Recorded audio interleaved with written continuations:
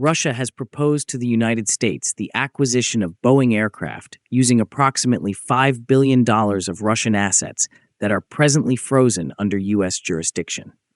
This proposal is significant, although it is unofficial. This development, which has been confirmed by sources and was reported by Bloomberg, underscores the intricate interplay between the aviation industry, economic sanctions, and geopolitics in the context of the ongoing conflict in Ukraine. Although Russia has not framed this proposal as a formal precondition for a ceasefire, Moscow and Washington acknowledge that any such transaction could only be effectively pursued after hostilities cease and a broader peace framework is established. The proposal entails the use of the frozen Russian funds in the United States to acquire long-haul Boeing jets, that is, Boeing 747s, a segment of the aviation market that Russia's domestic aircraft industry is currently unable to supply. This offer has been communicated through informal channels, which is indicative of the sensitive nature of the matter.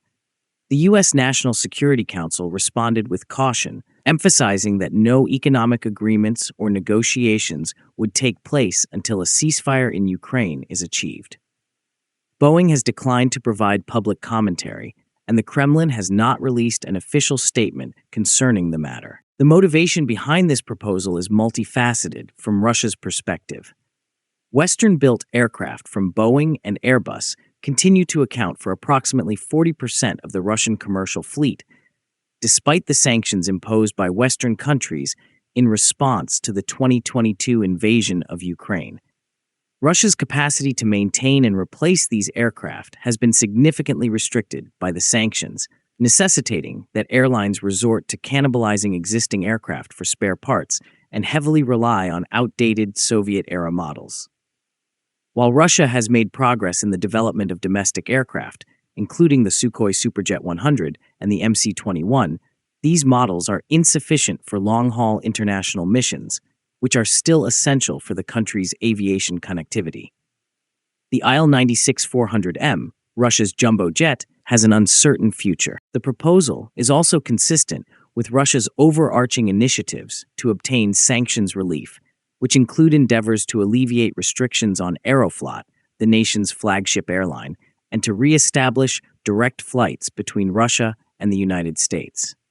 The American administration has responded to these initiatives with silence or rejection, which serves as a reminder of the ongoing geopolitical tensions. The proposal poses both potential opportunities and challenges for Boeing and the United States. Boeing is presently experiencing a decline in its international market, which has been further exacerbated by China's recent decision to suspend new purchases of U.S.-made aircraft in response to the escalating trade tensions. A Russian order could mitigate some of these losses. Meanwhile, the United States and its allies are responsible for managing approximately $280 billion in suspended Russian assets globally, with about $5 billion held in the United States. In the ongoing negotiations regarding sanctions and the future economic relationship with Russia, these frozen assets function as a potent bargaining tool. Russia could potentially purchase between 12 and 24 Boeing 747-8 aircraft with $5 billion, depending on negotiated discounts and specific configurations. It is essential to comprehend the significance of this proposal in the context of the broader geopolitical landscape. Europe is the location of the majority of Russia's suspended assets. However, the United States accounts for a substantial portion. To date, the Group of 7 countries has refrained from executing an outright seizure of these funds. Instead, they have utilized the interest that has accrued on the suspended assets to assist Ukraine in its defense and reconstruction endeavors. Meanwhile, the conflict and sanctions have significantly impacted the aviation sector.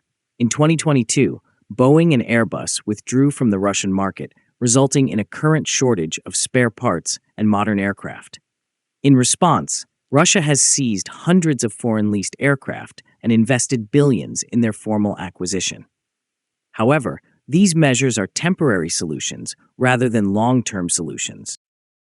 The domestic aircraft production ambitions of Russia have also encountered substantial obstacles.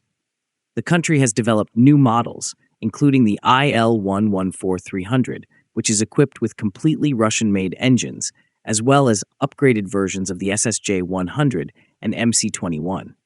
However, these aircraft are insufficient to meet the demand for long-haul, wide-body jets. Moreover, in 2023, Russia withdrew from the joint CR-929 wide-body aircraft project with China, which further restricted its ability to develop competitive long-haul jets in the near future. There are signs that Russia is considering ways to re-engage with Boeing and the broader Western aviation market, despite these obstacles. The move is contingent upon the lifting of sanctions and the resumption of critical supply chains, such as titanium exports to Boeing. Nevertheless, the delivery of new aircraft would require several years to complete, even if these conditions were satisfied, as a result of the lengthy production lead periods. The primary obstacles to any accord continue to be political. The United States has explicitly stated that economic cooperation with Russia is contingent upon a ceasefire and advancement toward peace in Ukraine. The West has yet to accept Russia's more extensive demands, which include security guarantees related to NATO and recognition of its territorial claims. Consequently, it is highly improbable that a near-term agreement will be reached. In the interim, Russia is still in pursuit of alternative arrangements, such as cabotage agreements with friendly countries.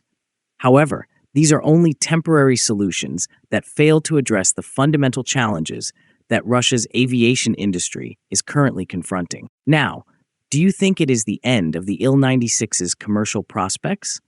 Please let us know in the comments. Please like, subscribe, and share our videos. In addition, please take our memberships.